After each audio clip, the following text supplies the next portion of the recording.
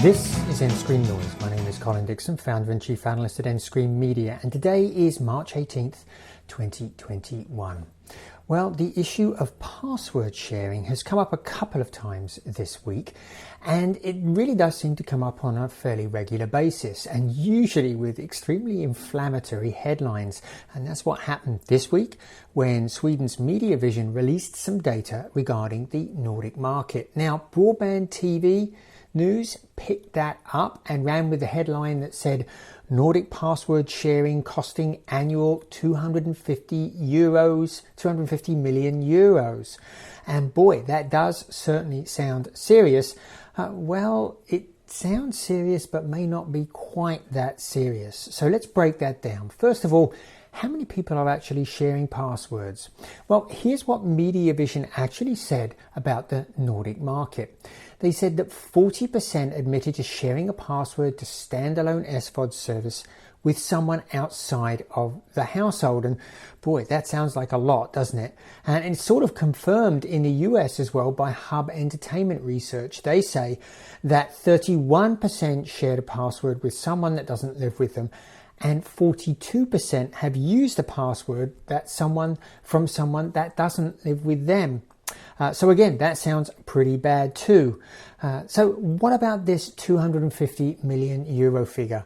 Well, what Media Vision actually said was, if all Nordic households sharing an SVOD service instead were to pay, approximately an additional 250 million euros would theoretically have been added to total revenues for the full year 2020.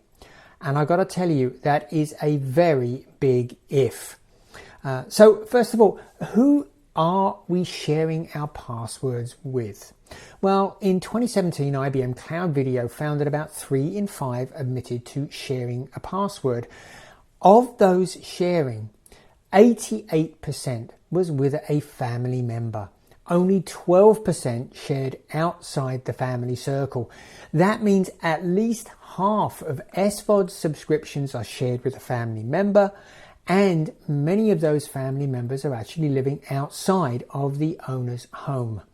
So the reality is, any SVOD company going after password sharing is really taking on its own customer base. They're not really trying to attack people who deliberately steal service, although hopefully those would get caught up in the procedures that they pick to try and curb it. So some of those impacted by the problem may subscribe, but I've got to tell you, many may not. After all, there are plenty of low-cost alternative quality services these days. Disney Plus is available. We just have Paramount Plus. We have Peacock with a very interesting free tier. But one thing it will do for sure is make a good proportion of subscribers angry. And making customers angry is rarely a good strategy for growth. People do irrational things when angry, like cancel an SVOD subscription. As well, putting in checks is liable to annoy your customers as well.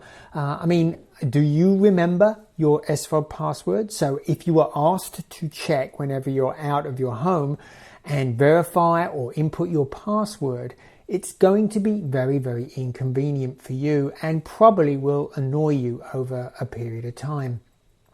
So it is very high risk using an aggressive policy to remove password sharing. It's just liable to really annoy your customers. So it's interesting that Netflix should choose this time to start trialing a system among a small part of its customer base that discourages sharing. When they detect that there is some potentially unauthorized user, somebody I guess outside of the household using a subscription, they're presented with this message: if you don't live with the owner of this account, you need your own account to keep watching. And then they're requested to verify either with an email to the registered account owner or a text message to the registered smartphone. Now, this seems very odd timing for Netflix to introduce this with COVID-19 lockdowns only just beginning to be lifted. Although I have to say, Netflix did say that they were looking at this well over a year ago before COVID-19 started. So perhaps that they were looking then and they've really held off on the trial until now when they think things are beginning to ease. But the truth is the company already has a check on account sharing. It's called simultaneous users.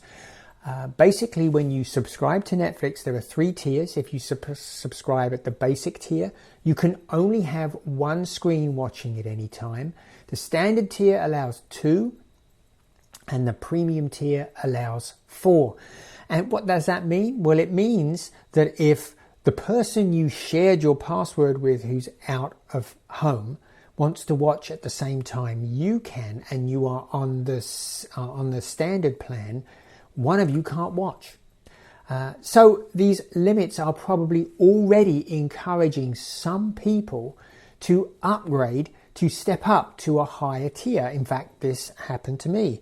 I called Netflix about an out-of-home relative of mine who needed a little help, and I was looking for a way to get them Netflix.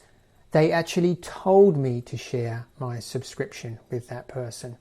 Now, I upgraded anyway because I wanted to avoid this clashing issue, so I upgraded to the premium tier.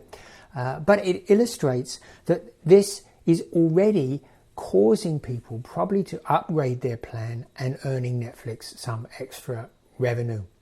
So, blocking sharing could indeed result in some additional subscribers, but I got to tell you, everybody sharing will not subscribe. It could also result in some customers downgrading service or even cancelling in a fit of pique, annoyed at all of the inconvenience that it is causing them.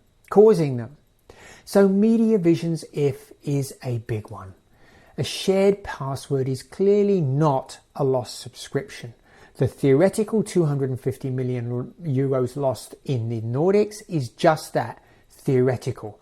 And realizing a substantial part of that theoretical revenue runs the risk of annoying and angering a large amount of the customer base. So it will be very interesting to see if Netflix rolls out this attempt to curb password sharing more broadly on its customer base. And if it does, you can bet we'll be talking about it here on nScreenNoise. And if you enjoyed this analysis, why don't you come over to the nScreen Media website and sign up for our newsletter? It's right there on the front page. Just hit that button. You can get it daily or weekly. And of course, it's always free. We'll see you again next time.